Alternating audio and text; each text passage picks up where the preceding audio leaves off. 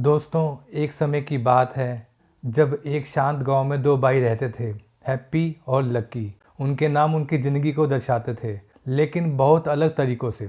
Happy अपनी साधारण ज़िंदगी से खुश रहता था, लेकिन लकी मानता था कि उसकी खुशी बड़ी सफलता और बेहतरीन चीज़ें पाने में है। हैप्पी छोटी छोटी बातों में खुश पाता था, दोस्तों के साथ हंसना, पड़ोसियों की मदद करना और प्रकृति की सुंदरता को सराहना।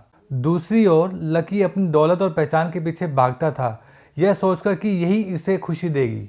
एक दिन दोनों भाई एक बरगद के पेड़ के नीचे ध्यान कर रहे एक बुद्धिमान साधु से मिलते हैं। साधु बोलता है, प्यारे बच्चों, तुम बाहर खुशी क्यों ढूंढते हो जबकि यह पहले से ही तुम्हारे अंदर मौजूद है। सच्ची खुशी अपनी दिव्य प्रकृति को समझने और अपने धर्म यानी कि जीवन के उद्देश्य को पूरा करने से आती है। लकी बोलता है, लेकिन हम इस खुशी को कैसे पाए महात्मन। साधु बोलता है, आत्म खोज की यात्रा पर निकलो। हैप्पी, तुम कृतज्ञता और निस्वार्थ सेवा का अभ्यास करोगे। लकी, तुम रोज ध्यान करोगे और अपनी इच्छाओं पर विचार करोगे। 1 महीने के बाद फिर मुझसे मिलना। हैप्पी गांव वालों की मदद करता है, पेड़ लगाता है और खाना बांटता है, संतोष के साथ मुस्कुराता है। और लकी एक पेड़ के नीचे बैठता है, शुरुआत में ध्यान करने में संघर्ष करता है, फिर धीरे धीरे शांत होता है और गहराइयों से चिंतन करता है। हैप्पी को दूसरों की सेवा करने और आभार व्यक्त करने में अपार खुशी मिली।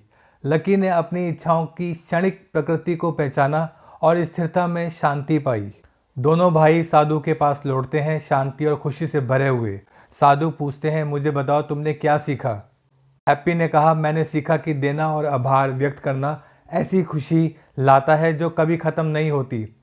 लकी ने कहा, मैंने समझा कि सच्ची शांति खुद को समझने और आसक्तियों को छोड़ने में है। साधु ने बोला, तुम दोनों ने पहली के हिस्सों को पाया है।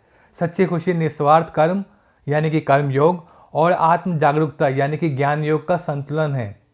जब तुम इसे अपनाते हो तो तुम अपनी दिव्य प्रकृति के साथ जुड़ जाते हो।